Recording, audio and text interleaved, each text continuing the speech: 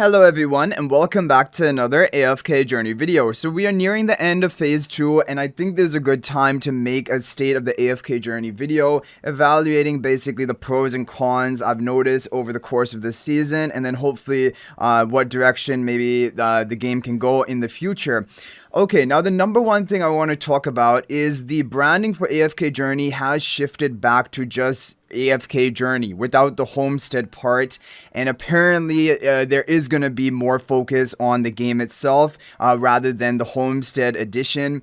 I mean, this season was a little bit strange. Honestly, I feel like there wasn't that much or really that much at all new content added to the original game, and even to Homestead itself, there was not any additional levels added. The only major change this season was for a new player who started a new account. They're going to go through the Homestead tutorial. You have the Dream Delve to get the free copies of Aurora, and basically a lot of those missions involve the Homestead or center around the Homestead, which I think is a fine addition for new players, like, getting into the game. However, for long-term players or players who played and started before this new season began, basically there wasn't really any new content, and that content was not like, we didn't have those missions, we didn't have that Homestead stuff. We had already passed the level for that.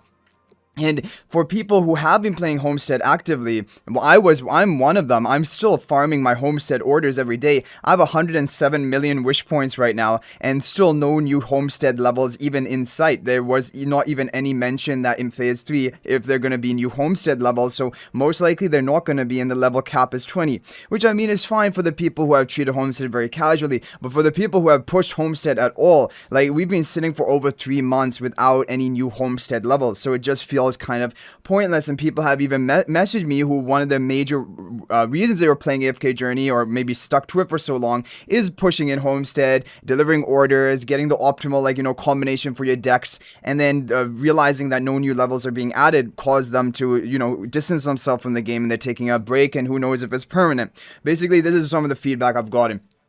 Now, another feedback I've gotten very recently is about the Celestial Hypogean releases all being very meta for Dream Realm and also definitely Ravage Realm. Now, we began to see this in the previous season where Alicent and Mihira were both meta heroes for Dream Realm.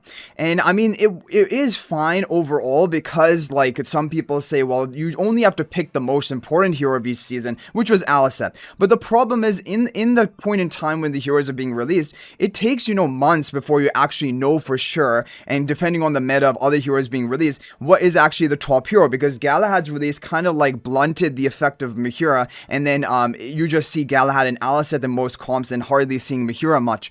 But for quite some time, Mihira was actually dominating, and a very similar thing has kind of happened for Gunnar. Gunnar was pretty dominant on his release. He probably is more of a pre-Endless Dream Realm focused hero, but now in Endless, he's not seeing much usage, and especially with Qantas coming on the horizon, Qantas is just really going to eclipse basically the effect of having Gunnar on an account. And so basically, the problem is releasing multiple Dream Realm or Ravage Realm heroes is that even if players are patient and they try to use their resources wisely, they can end up investing into one Dream Realm hero which is not quite as good as the other Dream Realm hero released in the season. And that's basically what has happened to some people right now. Now, I think one solution that can address this is the basically provision of a Celestial Hypogean swap ticket. The game has been out for over 2 years.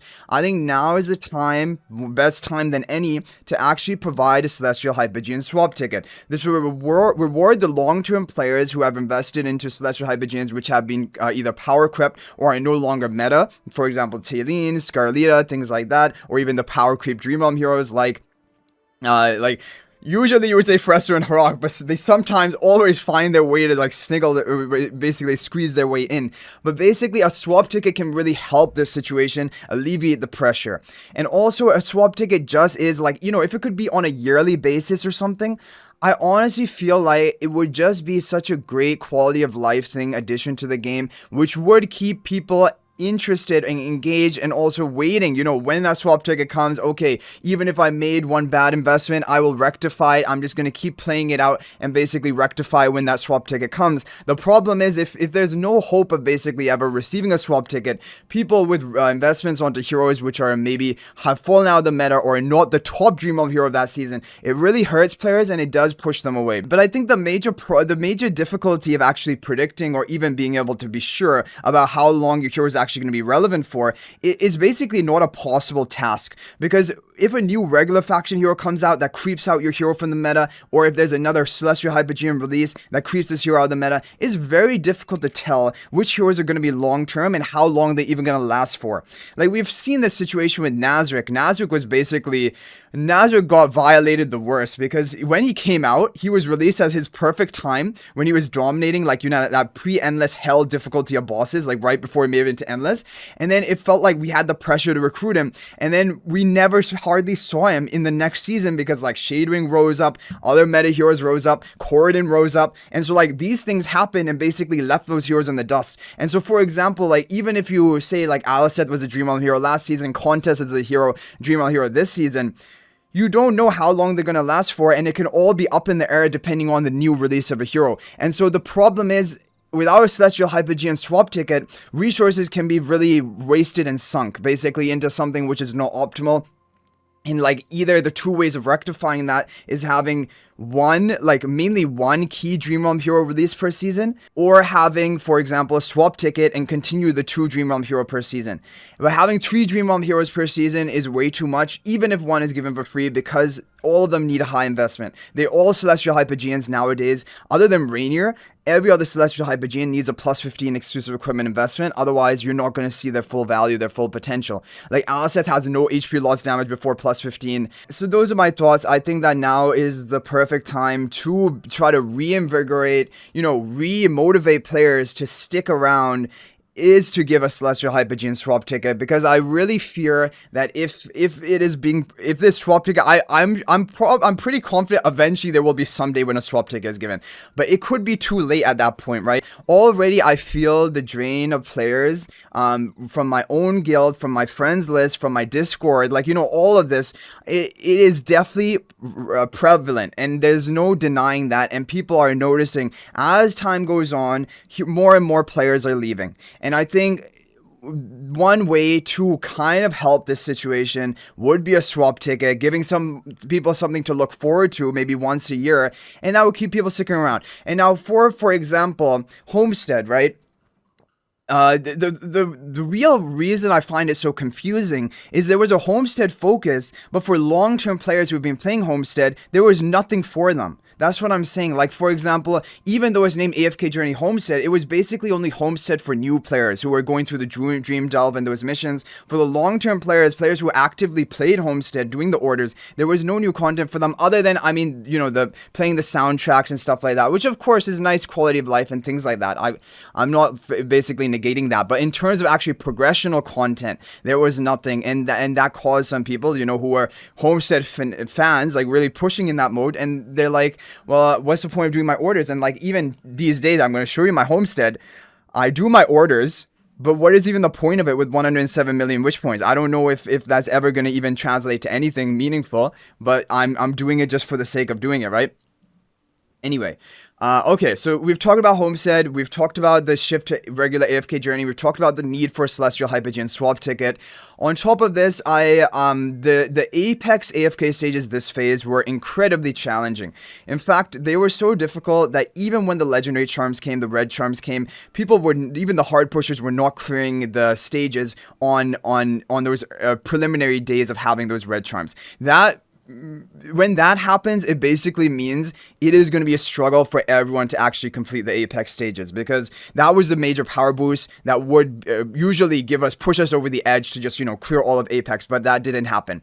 And the stages are needing a lot of Celestial Hypogeans, basically all Nasaida almost every stage, on the higher difficulty stages, and then, Gunner is needed for some stages, and all of these things like this. So basically, stages are in a very difficult situation unless you have multiple multiple celestial hypogeans, there's no hope of you actually clearing the apex stages, which I mean, if that's what apex is intended to be, okay, but I don't think that is, because when we looked at phase 1, you can just see it right now. Phase 1 of these stages was a breeze. Like, well, okay, maybe not a breeze, but if you look at this here, look how many people cleared phase 1 of AFK. It's 64 people, highest ever on my district, or on my district. Now look at phase 2. We only have 7 days left and only 9 people have cleared, and probably I would find it very hard to believe. Look at this. A lot of people are still stuck in the 600s. And like, I would find it hard to believe if even 15 people clear, maybe 16 people, right? And with only 7 days left, right? So that is, that's problematic. And like, that is something that we, honestly, I feel like apex stages should be how they were in phase 1. They should be clearable by all those hard pushers, the active pushers, even with limited celestial hypogeans. They shouldn't be so demanding that, you know, even the hard pushers who are lacking a certain celestial hypogean are just unable to clear it, right? At least in the later days. So that is a bit of a problem. Definitely the apex stages this phase were brutal. They were really rough. And I have just no idea what to expect in the next coming phase 3, right? Okay, apart from all of this, there hasn't been new content actually added. The last new addition of content for like a regular game mode is Titan Reaver, and I was really happy and I praised basically AFK Journey for adding Titan Reaver. I thought it was a really good addition. It's kind of like a mini Ravage Realm at the end of each phase, and I think it's just more excitement, more teams, you know, to be running and ranking in another mode. I think that was a great addition. But since that Titan Reaver addition, which has been over 4 or 5 months ago, there has not been any other core game mode actually addition. Like, you know, in the upcoming phase, I am excited for, you know, the live PvP event, but it is only going to be a limited time game event. I really feel like now is the time, if not now in phase 3, definitely in season 7, start of season 7, there should be another game mode added that actually has either ranking rewards so we can earn more resources, and also that is also necessary with the release of more and more power, like heroes power creeping previous heroes. We need more resources, whether it be stellar crystals, whether it be temporal essence. Those are the major 2 resources we need. And so, like, for example, we had Clash Funds got added, like a few, like, I don't know exactly when it got added, but it did get added sometime after the launch of AFK Journey. Then we got Titan Reaver. We need more events. Like, this is also something which will engage us in, like, you know, we look forward to a new season because it will come with more events. Like not just limited time events, more core game mode events with rewards. Like, for example, personally, I look forward to Titan Reaver. I look forward to new Dream Realm bosses. But like the limited time game events, I don't really look forward to them. Especially this event, Verdant Treasures. Honestly, the overall consensus from the community was this was kind of just a mess of an event, just like the event with Age of Calamity. They're just very demanding, very taxing, and this was another reason that caused people to get overwhelmed and just give up on the game, because they don't want to go and look at the Kindred gift every 10 minutes, right?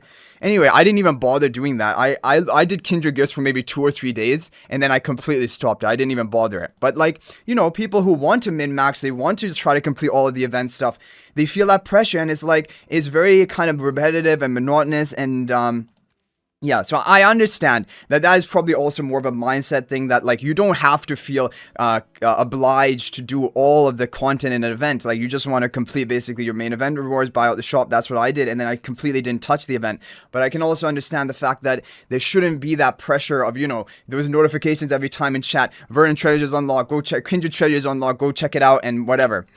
So anyway, guys, that is basically my thoughts about AFK Journey. I am really hoping that in the upcoming phase 3, or at the very least at the beginning of season 7, there is a new core game mode added. I think that's really essential. And also there should be new homestead levels added, because even the players who have played more casually, if you've been filling orders daily, like 10 orders daily, you probably would have reached the level 20 cap, Divine Shard level. Like, so it is time for more levels, because that gives more rewards, right? For the people who enjoy Homestead, who are long-term players. Basically, I'm looking for content for long-term players, and I think that is very essential, because it is clear that due to the lack of this, or basically the repetitive nature of season after season without any major additions, major you know, changes, it feels like a repetitive gameplay loop at this point, and I feel like that is the reason why people are giving up. I'm hearing that a lot more. Basically, the sentiment for AFK Journey has declined recently, and there needs to be some sort of reinvigoration. I think a Celestial Hypogean swap ticket would definitely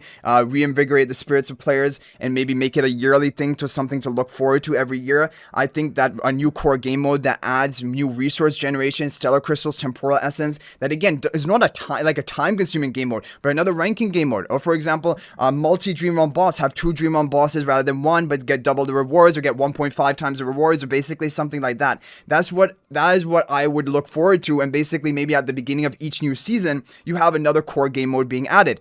Not something that would be time-consuming. Like even right now, Dream Realm is not time-consuming. So basically, adding another core game mode like Dream Realm would just be another way of earning resources and using your heroes, right? And it could be something completely different from a Dream Realm. It could be like, you know, there were mentions of in a previous designer notes that there would be like a boss battle where you have to kill the boss as quickly as possible, and your fastest time would basically give your ranking reward. So rather than having like, there would be a different meta obviously involved in that. You would have your pre-endless heroes shining. Maybe Nazarick would even make a comeback Shadewing and things like that.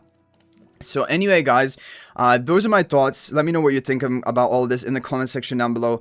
Yeah, I am still hopeful that AFK Journey is gonna improve things, and things are going to get better. But at the same time, I am also experiencing this sort of low mood state, basically due to my surroundings, whether it be my, you know, like I mentioned, my guild, my friends, my Discord community, you know, everyone, the overall sentiment. And that is like, obviously when everyone's happy, it just feeds off into happy energy for others. But when other people are feeling reluctant or unsure or uncertain, you know, it splashes off, right? So that's basically it. So anyway, guys, I hope you enjoyed the video. Thank you for watching. That's gonna be it for this video. And if you're thinking about making a purchase in AFK Journey, please use my affiliate link for the official Farlight store. This is the best way you can support me and also gain 5% bonus dragon crystals on your purchase. My affiliate link is in the description of this video in a pinned comment, and you can actually bookmark this link in your browser, and whenever you're planning to make a purchase, just return to the bookmark link and make your purchase. It will support me and be greatly appreciated. So thanks for watching. I'll hopefully see you in the next video, and until then, everyone, peace out for now.